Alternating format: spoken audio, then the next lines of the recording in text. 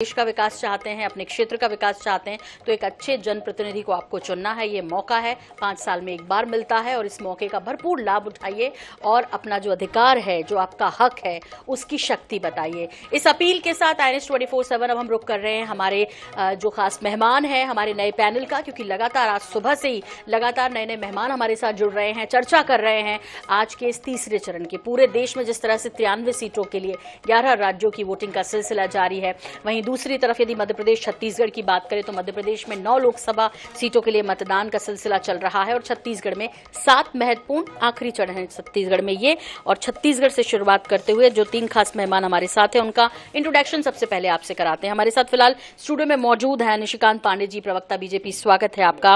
नितिन भंसाली जी हमारे साथ स्काइप से जुड़े हुए हैं, कांग्रेस का पक्ष रखेंगे। नितिन जी आपका भी बहुत स्वागत है। बाबूलाल शर्मा जी हैं, वरिष्ठ पत्रकार हमारे साथ। बाबूलाल शर्मा जी आपका भी बहुत स्वागत है। और पहला सवाल मेरा निशिकांत पांडे जी आपसे ही है, चूंकि आप तो है अब जो 11 के 11 लक्ष्य पर काम कर रहे हैं, ऐसे में ये जो तीसरा चरण है, जो 7 सीटें हैं, इसमें क्या उम्मीद कर रहे हैं? सर्वप्रथम तो आपके चैनल के माध्यम से पूरे प्रदेश से आह्वान करता हूं कि आप अपने मतदान का उपयोग कर्तव्य के रूप में करें और मतदान अवश्य करें, ये आपका कर्तव्य है। देखिए, ये जो 7 चरण मतलब 7 लोकसभा का जो चुनाव है, अद्भुत है। अद्भुत किस मायने में है? जो उत्साह और ऊर्जा मैं सुबह से देख रहा हूँ बूथों पे, जब मैं 7 बजे मतदान करने गया था तब से लंबी लाइनें लगी हुई हैं और शानदार मतदान हो रहा है। ये विकसित भारत, सशक्त भारत के निर्माण के लिए मतदान किया जा रहा है और क्यों न किया जाए। एक तरफ भारतीय जनता पार्टी जो सबका साथ, सबका विकास, सबका विश्वास के साथ आगे बढ़ रही है, विकास के हमारे कार्य हैं जो तेज गति से चल रहे हैं, जनहितैषी योजनाएं जो अंत्योदय के भाव से हम आखिरी व्यक्ति तक पहुंचाने का प्रयास कर रहे हैं, मूलभूत सुविधाओं के किसी भी कारण से जो हमारे परिवार वंचित रह गए थे उनके घर तक योजनाओं को पहुंचाने का काम हमारे कार्यकर्ता, हमारी पार्टी कर रही है। सशक्त नेतृत्व के साथ देश आगे बढ़ रहा है। 5वीं सबसे बड़ी अर्थव्यवस्था है हम, तीसरी कल्पना के साथ आगे बढ़ रहे हैं। तो देश की जनता और प्रदेश की जनता आदरणीय नरेंद्र मोदी जी को सशक्त करने के लिए और अटल जी के स्वप्न को साकार करते हुए प्रदेश की जनता पहली बार 11 के 11 कमल खिलाकर आदरणीय नरेंद्र मोदी जी को सशक्त करेगी। जी बिल्कुल।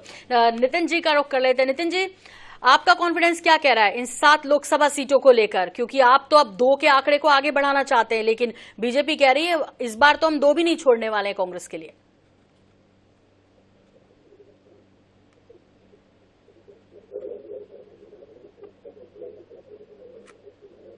नितिन जी जी आवाज सुन पा रहे हैं मेरी? हाँ, आवाज आ रही है जी। क्या उम्मीद कर रहे हैं इन 7 लोकसभा सीटों से? देखिए, प्रदेश में या कहें देश में कमल मुरझा चुका है और जो ये 11 फूलों की माला बार बार कह रहे हैं कि हम मोदी जी को 11 फूलों की माला पहनाएंगे, तो ये माला जो है ये मुरझा चुकी है। जनता मीटिंग जो है उससे मन बना लिया है और जनता जिस प्रकार चाइना के सामान की मोदी नितिन जी आपको 1 मिनट रोकूंगी, माफ कीजिएगा। मैं विष्णुदेव साय जी की प्रतिक्रिया मिल रही है, पहले सुनवाते हैं दर्शकों को। मंत्रण को भी ठुकरा दिए तो इनसे क्या उम्मीद कर सकते हैं? लोग राम के अस्तित्व पर भी प्रश्न चिन्ह लगाए हैं, ऐसे लोग हैं। सर, लालू प्रसाद यादव का कहना है कि मुसलमानों को आरक्षण मिलना चाहिए, बीजेपी जंगल राज करेगी। अब इन लोगों की बात का कोई मतलब नहीं है। अब लोग विलुप्त प्रजाति के लोग हो जा रहे हैं, है ना। अब जितने भी जो लोग हैं, बाकी लोग, ये सब लोग अपना जीवन भर करप्शन किए हैं। को आप सुन रहे थे। 3 खास मेहमान हमारे साथ लगातार जुड़े हुए हैं। स्टूडियो में निशिकांत जी है, नितिन भंसाली जी स्काइप के माध्यम से, बाबूलाल शर्मा जी भी दिख रहे हैं जो कि वरिष्ठ पत्रकार के तौर पर हमारे साथ जुड़ गए हैं। स्वागत है बाबूलाल जी आपका भी। और चूंकि नितिन जी की प्रतिक्रिया चल रही थी, नितिन जी कह रहे थे कमल मुरझा गया, लेकिन फिर प्रतिक्रिया हमने विष्णुदेव साय जी की भी बताई। उन्होंने कहा कि ये लोग विलुप्त प्राणी हैं। अब बोलिए नितिन जी।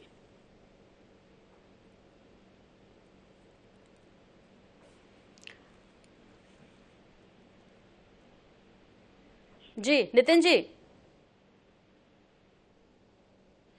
नितिन जी क्या आपको मेरी आवाज मिल रही है?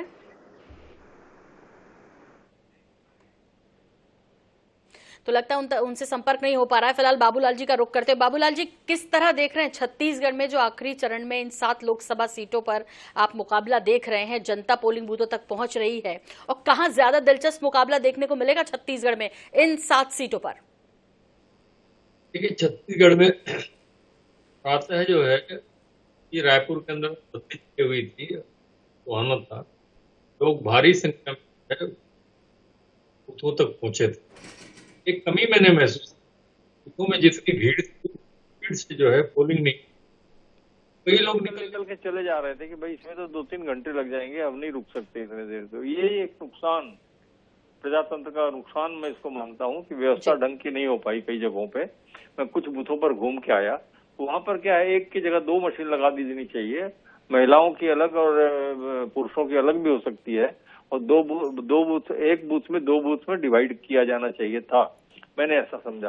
3-3, 4-4 घंटे लोगों को लगेंगे, ऐसा देख करके लोग निकल जा रहे थे। और जहां तक सवाल हम तुलना करें, तो अभी जो आज इस बार जो 7 सीटें आ रही है, आज जिसके चुनाव है, उसमें एक कोरबा की सीट पर जो है कांग्रेस को पूरी उम्मीद है। बाकी लगभग सभी सीटें जो है भारतीय जनता पार्टी के प्रभाव वाली सीटें हैं। लंबे समय से भारतीय जनता पार्टी यहाँ राज कर रही है, सांसद उन्हीं के चुने जा रहे हैं।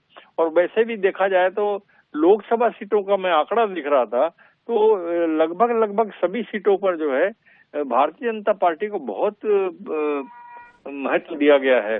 हर जगह देखिए, अब रायगढ़ में देखिए, रायगढ़ में 9, मैं अगर 89 से गिनूं, जितने चुनाव हुए, 9 चुनाव हुए, उसमें 7 बीजेपी, और चांपा जांजगीर में देखें तो 9 में 6 बीजेपी, 6 बार बीजेपी, और आप कोरबा देखें तो 1 बीजेपी 2 कांग्रेस, 3 चुनाव वहाँ हुए हैं। और बिलासपुर में देखेंगे 9 में 8 बीजेपी। फुल नजर आ रहा है। उन्होंने कहा कि पहले दूसरे चरण में भी हम जीत रहे हैं, अधिकांश सीटें आ रही हैं, तीसरे चरण में भी उन्होंने अधिकांश सीटें आने की बात कही है। नितिन भंसाली जी जुड़ गए, उनसे समझ लेते हैं। नितिन जी, प्रतिक्रिया भूपेश जी की थी, पूर्व मुख्यमंत्री छत्तीसगढ़, और इसके पहले बाबूलाल शर्मा जी भी कुछ फरमा रहे थे, और वो ये फरमा रहे थे कि जब हम इतिहास की तरफ जाते हैं, चुनावी समीकरणों की तरफ जाते हैं, तो बीजेपी के पक्ष में पिछले इतिहास में हमेशा बीजेपी पर भरोसा करते नजर आए हैं। नितिन भंसाली जी, इस बार क्या उम्मीद कर रहे हैं? 2 से आगे बढ़ेंगे, और कैसे बढ़ेंगे, क्यों बढ़ेंगे? क्योंकि जब आप राज्य में थे तब भी लोगों ने बीजेपी को चुना आम चुनाव में, तो अब तो राज्य में सत्ता में भी बीजेपी है। हम इतिहास बदलने जा रहे हैं। मैं आपको ये कह दूं, मैंने जैसा कि शुरू में ही कहा कि कमल का फूल जो है वो मुरझा चुका है, और जिस 11 कमल के फूलों की माला ये मोदी जी को सौंपने वाले हैं, वो पूर्ण रूप से मुरझा चुकी है। इस प्रकार भारतीय जनता पार्टी ने वादा खिलाफी की। इन 10 सालों में इन्होंने क्या काम किया, मुझे ये बता दे। 10 सालों में आम जनता के लिए, गरीबों के लिए, किसानों के लिए ऐसे 10 काम गिना दे जो इन्होंने किए हो, तो मैं मान जाऊंगा कि भाई मोदी जी ने सरकार चलाई। आप इनके भाषण सुनिए, इनके पास खुद की उपलब्धियां बताने के लिए कुछ नहीं है। 10 साल इनको जनता ने जनादेश दिया सरकार चलाने के लिए। 10 साल इन्होंने क्या किया? हर बात सिर्फ नेहरू जिम्मेदार है, नेहरू जिम्मेदार है। अभी भी इनके भाषणों का आप सुनिए, ये कहते हैं भैंस चुरा लेंगे आपकी, आपका मंगलसूत्र बिकवा देंगे, या आपकी संपत्ति हड़प लेंगे। तो मुद्दे देश के प्रधानमंत्री को शोभा देता है ऐसे शब्दों का, ऐसी बातों का उपयोग करते हुए? बिल्कुल मुद्दा विहीन लोग हैं। इनके जो कहते हैं ना कि चाइना के समान के मोदी के जुबान की कहीं कोई गारंटी नहीं है। भारतीय जनता पार्टी साउथ से साफ और नॉर्थ से हाफ होने जा रही है। छत्तीसगढ़ में आधे से ज्यादा सीटें, 11 में 6 से ज्यादा सीटें कांग्रेस इस बार जीतने जा रही है। और जैसे कि इतिहास की बात हो रही है, तो कांग्रेस इस बार इतिहास बदलने की ओर अग्रसर है। ठीक है, तो इतिहास बदलने की निशिकांत पांडे जी, नितिन जी बात कर रहे हैं। वो कह रहे हैं कि ये लगभग 6 फूल तो मुरझाई जाएंगे, आपकी जो माला है 11 फूलों की उसमें से। बड़े कॉन्फिडेंस के साथ, वही कॉन्फिडेंस भूपेश जी के चेहरे पर भी दिख रहा था। वो इसलिए दिख रहा है क्योंकि वो कह रहे हैं कि भाई देखिए, अब लोगों ने 10 साल का शासन देख लिया है, 2014, 2019 और अब 2024 में मौका है, ये चुनाव अलग है। निशिकांत जी, लेकिन नितिन जी बोल रहे हैं, ठीक है, 3 तारीख तक इनको बोलना है, 3 तारीख तक बोल सकते हैं, अधिकार भी है। इन्होंने बोला कि इतिहास बनाने जा रहे हैं। इतिहास बनाने कांग्रेस नहीं जा रही है, कांग्रेस इतिहास बनने जा रही है, विलुप्त होने जा रही है, प्रदेश से भी और देश से भी। ये चुनाव कितना महत्वपूर्ण है और किस दशा और दिशा में है, उसको देखने और समझने की आवश्यकता है। चुनाव कहाँ से शुरुआत हुआ? इंडी गठबंधन बनने से। जिन्होंने साफ कर दिया कि सनातन को समाप्त करना है। वहां से आगे आए तो महंगाई और बेरोजगारी से होते हुए कहाँ आया चुनाव? लोकतंत्र का समाप्त करना और आरक्षण को समाप्त करना। उससे थोड़ा सा आगे आए तो वोट जिहाद की बात हुई। कांग्रेस पार्टी और इंडी गठबंधन का अगर पूरे कंपेनिंग को देखें तो एक निगेटिविटी का पहाड़ दिखता है। मैं क्यों बोल रहा हूं कि अद्भुत चुनाव है? चुनाव लड़ता कौन है? चुनाव लड़ता है कार्यकर्ता और संगठन। 365 दिन किसी पार्टी में भगदड़ मची हो जाने की, वो पार्टी का कार्यकर्ता यहाँ टीवी पे बैठ के बोल रहे कि हम जीतेंगे, और हिम्मत भी कर रहे हैं तो 6। आप देखिए हिम्मत भी कितना कर रहे हैं, 6। हम डंके के चोट में बोल रहे हैं 11 के 11 कमल खिले जा रहे हैं, लेकिन इनकी हिम्मत भी नहीं हो रही, क्योंकि स्वप्न में भी 11 नहीं सोच सकते। विषय मात्र इतना है कि आपको ये बात समझनी है कि रामचरितमानस में लिखा हुआ सुमति कुमति सबके उड़ रही, वेद पुराण नाथ सब कहीं, जहां सुमति तहां संपत्ति नाना, जहां कुमति तहां विपत्ति निधान। कहां इतना कुमति लेके घूम रहे हैं, आपस में समन्वय नहीं है, विश्वास की कमी है, नेता पार्टियां छोड़ के जा रहे हैं। बात करते हैं जीतने की, ये कितने सीटों पे चुनाव लड़े? 11। इनकी हिम्मत नहीं हो रही कि ये बोल दे कि हम 11 सीट जीतेंगे। इनके कार्यकर्ता में विश्वास कहां से आएगा? हम डंके के चोट पे बोल रहे हैं। आप बात कीजिए बस्तर की 1 लाख प्लस से चुनाव जीत रहे, राजनांदगांव 2 लाख प्लस से चुनाव जीत रहे, किसी भी लोकसभा की बात कीजिए, मैं आपको आंकड़े के साथ बता सकता हूं, क्योंकि हमने जमीन पे काम किया। और ये जमीन पे काम कैसे होता है? देखिए 10 वर्षों में इन्होंने कहा कि हमने कुछ नहीं किया। पीएम आवास से लेकर जल जीवन मिशन, जल जीवन मिशन मूलभूत सुविधाओं में आता है। पानी जो है घर तक पहुंचाने का कार्य कब होना चाहिए था? बहुत पहले, 7 दशक तक राजनीति थी। गरीबी हटाओ का नारा देके 3.5 पीढ़ी प्रधानमंत्री बन गई, लेकिन गरीबी नहीं हटा। मोती के लाल से शुरू हुआ कांग्रेस पार्टी का राजनीतिक सफर, राजीव के लाल तक आ गया, लेकिन आज भी बोलते हैं गरीबी हटाएंगे, खटाखट खटाखट। तो यानी कि ये अपने 7 दशक के राजनीति को ही कोसते हैं कि हमारी सरकारों ने कभी कोई विकास का काम नहीं किया। आज देखिए इंफ्रास्ट्रक्चर का डेवलपमेंट कितनी तेजी से चल रहा है। एम्स की बात करें, IIM की बात करें, IIT की बात करें, कौन से सेक्टर में भारतीय जनता पार्टी ने अपना जो स्वप्न था उसको साकार नहीं किया?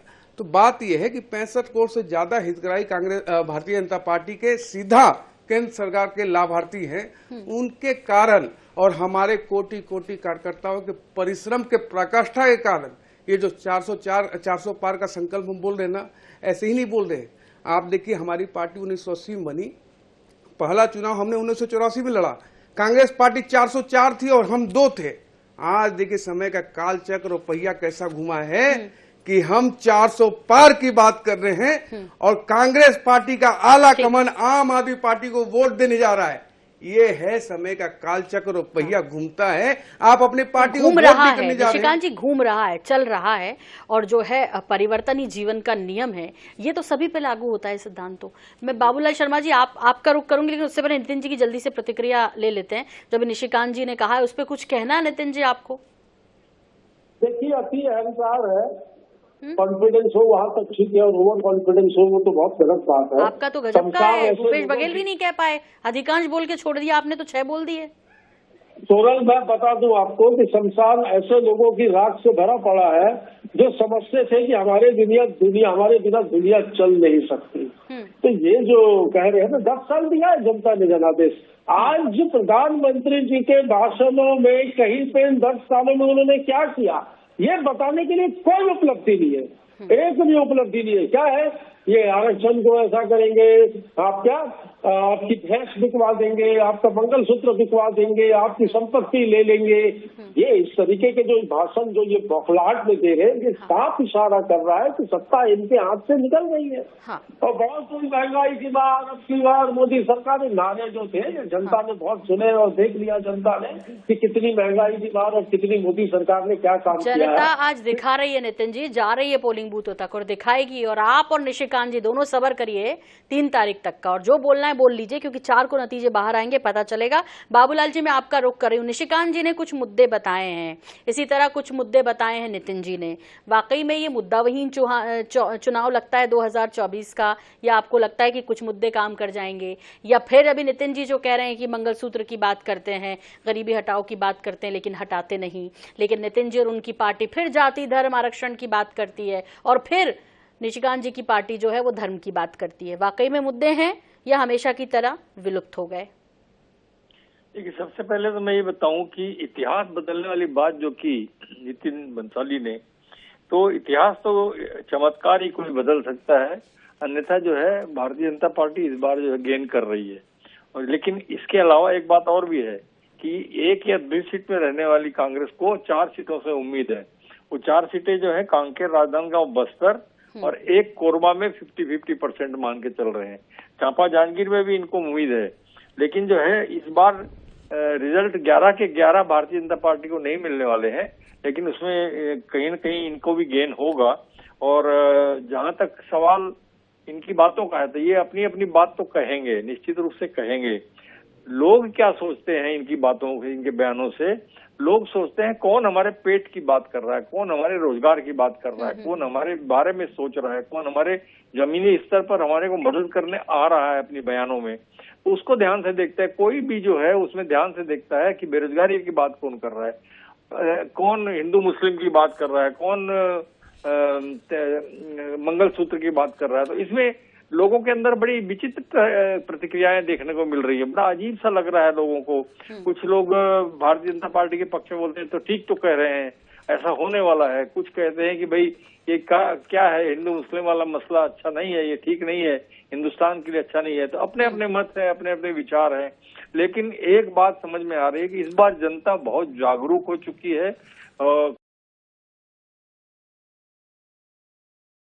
जो हमें जानकारी दे रहे हैं, आज जिन मध्य प्रदेश की 9 सीटों पर और छत्तीसगढ़ की 7 सीटों पर चुनाव की प्रक्रिया जारी है, वहां की पल पल की अपडेट हम तक पहुंचा रहे हैं। इस बीच हमारे साथ 3 खास मेहमान भी जुड़े हुए हैं और बीच बीच में जो तस्वीरें आ रही है वो भी दर्शकों के साथ साझा करना बेहद जरूरी है, क्योंकि ये महत्वपूर्ण दिन आज बाबूलाल शर्मा जी वरिष्ठ पत्रकार हमारे साथ मौजूद हैं, नितिन भंसाली कांग्रेस का पक्ष रख रहे हैं, निशिकांत पांडे जी प्रवक्ता हैं बीजेपी के हमारे साथ बैठे हैं, छत्तीसगढ़ के संदर्भ में बात कर रहे हैं। और चूंकि छत्तीसगढ़ के संदर्भ में बात हो रही है तो ये सवाल मैं पूछती है नितिन जी से, और निशिकांत जी ने भी उसकी तरफ इशारा किया था, लेकिन उसके पहले ही राधिका खेड़ा नजर आ गई तस्वीरों में, जो हमने दर्शकों को बताया भी बीजेपी का गमछा डालते हुए, पट्टा डालते हुए। और उन्होंने फिर अपनी शुरुआत की कि मेरे साथ क्या क्या हुआ, मैं राम मंदिर दर्शन के लिए क्या चली गई, उसके बाद मेरे खिलाफ साजिश षड्यंत्र किया गया। नितिन जी देखिए, राधिका जी ने बीजेपी ज्वाइन की, मैं उनको शुभकामनाएं देता हूँ और उनके उज्जवल भविष्य की कामना, क्योंकि वो मेरी छोटी बहन जैसी रही है और अपने साथ में काफी सारे काम किया है। अब वो क्यों गई, कैसे नहीं, पर ठीक है वो गई, पर उनको इस प्रकार के आरोप पार्टी पे नहीं लगाने चाहिए। उनके मन में, दिमाग में चीजें थी कि मुझे बीजेपी ज्वाइन करनी है, तो मुझे ऐसा लगता है कि इस प्रकार की बातें करके उनको नहीं जाना था, सीधा चले जाना था जैसे दूसरे लोग जाते हैं। जिस परिवार में रहे उस परिवार को छोड़े, तो मेरे हिसाब से उस परिवार का सम्मान करना चाहिए, मुझे ऐसा लगता है। क्योंकि इतने साल वो भी यहाँ रह गया, पार्टी को विधानसभा का टिकट भी दिया, पार्टी ने मान दिया, सम्मान दिया, इन चीजों का ध्यान रखना चाहिए। साथ ही भारतीय जनता पार्टी के लोगों को मैं ये कहूंगा कि जितने लोग छोटे से लेकर बड़े नेता, काफी लोगों ने भाजपा ज्वाइन किया, भाजपा ने उन्हें अपने दल में शामिल भी किया है और 116 लोगों को बाहरी प्रत्याशी को टिकट दी है। तो मैं उनको ये कहना चाहूंगा कि कांग्रेस पार्टी ने जिन नेताओं को इतना दिया जो हमारे नहीं तो आपके भी नहीं होंगे, और देखिएगा यही खामियाजा भारतीय जनता पार्टी को भुगतना है। भाजपा के काफी अच्छे नेता, मेरे काफी अच्छे क्लोज फ्रेंड हैं, जिनसे मेरी बातें होती है, वो खुद इन चीजों से अंदर ही अंदर बेहद खफा है। पर क्या है ना, हिटलर शाही चल रही है और मोदी के सामने या अमित भाई शाह के सामने किसी की बोलने की हिम्मत नहीं है। तो ये राधिका जी का निजी मामला है, मैंने जैसा कि कहा, मैं शुभकामनाएं देता हूँ। पर हाँ, ये जरूर कहूँगा राधिका जी, एक तो आपने राधिका जी को छोटी बहन भी कहा, बहन कहती रही कि मैं चीख चीख के हर किसी से मदद की गुहार करती रही, मेरी किसी ने सुनी नहीं। और मैंने लगभग 8 दिन तो इस घटनाक्रम के बाद और उसके पहले जब राहुल गांधी जी न्याय यात्रा के लिए आए थे, तब से वो किस्से बता रही हैं कि क्या क्या हुआ था, पूरे सिलसिलेवार दिखा रही हैं। और उन्होंने पूरी घटना की जानकारी जो सिलसिलेवार मीडिया में आकर दी। उन्होंने कहा कि जो पार्टी महिलाओं की सुरक्षा की बात करती है, मैनिफेस्टो में जो बात को तोड़ तोड़कर अपनी पार्टी में ले जा रहे हैं। सोनल जी, बड़ा अद्भुत विषय नितिन जी बोल रहे हैं। मतलब कांग्रेस भवन में हुआ हंगामा, वो भी भाजपा का प्लानिंग है। आपने एक महिला के साथ अन्याय किया और महिला जब पूछ रही है कब होगा न्याय, तो सबके मुंह पे ताले लगे हुए हैं। और आप नारी शक्ति के सम्मान की बात करते हैं। आपकी महिला बहन जो आपके कार्यालय में रोके गई, और मात्र 6 महीने पहले तीजा पोला में वो मायके आई थी बहन बन के, बेटी बन के। उस बहन का, जो भूपेश जी की बहन बताई जा रही थी, भूपेश दाऊ जी ने अपनी बहन की रक्षा नहीं की, किसके कहने पे। और जो इन्होंने ट्वीट किया, सबसे बड़ा मजेदार चीज क्या है सोनल जी, कि इन दोनों का आपसी विवाद था।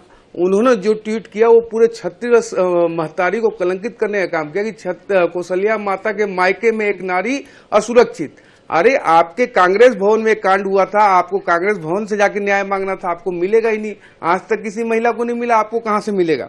दूसरा महत्वपूर्ण विषय, इन्होंने, हमारे मित्र ने कहा कि दक्षिण में हाफ और उत्तर में साफ। ऐसा नहीं है नितिन जी, 2023 में हाफ और 2024 में पूरा साफ। निशिकांत जी, ये जुमले अपने बनाते रहिए, लेकिन होता क्या है ना, एक मिनट में आपको टोक रही हूँ। आपने राधिका जी का विषय चूंकि चल रहा था, इसलिए मैंने कहा कि भाई ये चुनाव के वक्त ही सब क्यों हो रहा है। जो महिला ने 22 साल जिस पार्टी को दिए, अचानक से चुनाव के वक्त वो इतनी खिन्न हो जाती है। वो तब चुप रहती है जब न्याय यात्रा छत्तीसगढ़ आती है, लेकिन वो आज बोल देती है और आज गमछा भी डाल लेती है। तो फिर भाई नितिन जी और उनकी पार्टी को क्यों ना शक हो, और क्यों ना दीपक बैज जी ये कहें कि वो बीजेपी की भाषा बोल रही है। लेकिन बाबूलाल जी, यदि आप मुझे सुन रहे हैं तो महत्वपूर्ण विषय इसमें यह है कि जो कुछ इस वक्त देश में चल रहा है, आऊंगी मैं आपके पास निशिकांत जी, जो कुछ इस देश में जिस तरह से अदला बदली चल रही है, देखिए राजनीति में अब कोई विचारधारा तो रही नहीं, सब अपनी अपनी अपना अपना विस्तार कर रहे हैं। इसीलिए अब किसी को किसी दल से भी मतलब नहीं है। सब जो एक दूसरे के खिलाफ बोलते थे, सब एक साथ जुड़ जा रहे हैं। कब किसी की विचारधारा, हृदय परिवर्तन हो जा रहा है, कुछ पता ही नहीं चल रहा। सुबह से शाम में हृदय बदल रहा है, बड़ा ताजुब है। लेकिन जनता का हृदय, ये घटनाएं बदलेंगी जनता पर, या कहें कि वोटों पर इसका कितना प्रभाव पड़ेगा? आप किस तरह देख रहे हैं बाबूलाल जी इस पूरे विषय को, जो कांग्रेस के लोग बीजेपी में जा रहे हैं, या बीजेपी जिस तरह से उनको अपने में समा ले रही है, ये कितने पचा पाएगी जनता इस बात को? देखिए, जब समुद्र में जहाज डूबने की अफवाह उड़ती है तो उस जहाज में बैठे हुए लोग कूदने लगते हैं इस डर से कि हम डूब जाएंगे।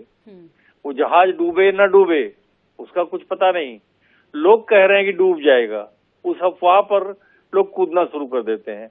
वही स्थिति आज कांग्रेस के अंदर में है। पूरी कांग्रेस डूब जाएगी ऐसा तो किसी बुद्धिमान व्यक्ति के मत में नहीं होगा कि पूरी कांग्रेस पूरी तरह से डूब जाएगी। अब जब जो लोग बदल जा रहे हैं, निश्चित रूप से जब पुराने जो लोग हैं, जो आपने कहा बिल्कुल सही कहा कि विचारधारा तो अब रही नहीं, बिल्कुल सही बात है, विचारधारा रही नहीं ऐसा नहीं है, विचारधारा है, उसको मानने वाले, उस लीक पर चलने वाले लोग जो है वो हट गए। कहा जाता है ना आजकल सब कुछ व्यापार हो गया है, चाहे किसी भी विधा को ले लीजिए, व्यापार की तरह चलाया जा रहा है। उसी तरह जो है राजनीति में भी कुछ अंश तक जो है व्यापार का पुट आ गया है। लोग यहाँ बिजनेस करने आते हैं, जो अब नए लोग जो आते हैं वो सोच के आते हैं कि कुछ हम कमाएंगे, कुछ पाएंगे, कुछ खोएंगे या फिर पाएंगे। तो ये जो सोच है ना, ये विचारधारा से अलग हो जाती है। विचारधारा वाले लोग आज भी पार्टी के अंदर में हैं, वो विचारधारा को जानते समझते हैं। जैसे भारतीय जनता पार्टी में हिंदुत्व के एजेंडे पर जो है बहुत से लोग उस विचारधारा के साथ जुड़े हुए हैं, वो कट्टरता से जुड़े हुए हैं। हाँ। पूरी कट्टरता, कोई दिक्कत नहीं है उनको वहाँ पे इस बात को कहने की कि हम हिंदुत्ववादी हैं, हम राष्ट्र प्रेमी हैं। कांग्रेस में जो है इस बात की कमी है कि विचारधारा जो थी कांग्रेस की उसको लोग भूलने लगे हैं, थोड़ा दिक्कत यहाँ है। लेकिन हाँ, निष्ठावान जो कार्यकर्ता हैं वो आज भी उस विचारधारा से जुड़े हुए वहाँ टिके हुए हैं और उस जहाज को डूबने की बात को अफवाह कहते हैं। कांग्रेस के उन्हीं की प्रतिक्रिया आप सुन रहे थे। बहुत संक्षेप में निशिकांत जी, आप अपनी बात कहना चाह रहे थे, जल्दी से। 22 साल उन्होंने पार्टी को दिया, 22 साल नहीं, 50-50 साल गुलाम नबी आजाद, कैप्टन अमरिंदर, ऐसे भी लोगों ने पार्टी छोड़ा है। तो इनको इंट्रोस्पेक्ट करना है कि कहाँ क्या कमी चल रही है, पार्टी में क्या गलत हो रहा है, ये इनको तय करना है। राम विरोधी राष्ट्र अपने भी तो रूठ रहे हैं ना निशिकांत जी, उसको क्यों स्किप करते हैं उस सवाल को? बाबूलाल जी ने कहा था आपसे कि जब आप नए लोग लेंगे तो आपके पुरानों को आहत तो होगा। भाई परिवार बढ़ेगा ना, तो फिर जो डिस्ट्रीब्यूशन होगा उसमें भी हिस्से बांटेदारी हो जाएगी, तकलीफ होगी। निशिकांत जी देखिए, अब जनता तय कर रही है। मैं तो शुभकामनाएं दे सकती हूँ आपको, इसके लिए बहुत सारी शुभकामनाएं। ये जो तीसरे चरण का और छत्तीसगढ़ में आखिरी चरण है ये, चूंकि सभी सीटों पर 11 सीटों पर जो है मतदान संपन्न हो जाएगा आज के बाद। बहुत धन्यवाद निशिकांत जी हमसे जुड़ने के लिए। आपका एक छोटे से ब्रेक का वक्त है, यहाँ पे जल्द लौट रहे हैं, बने नहीं हमारे साथ।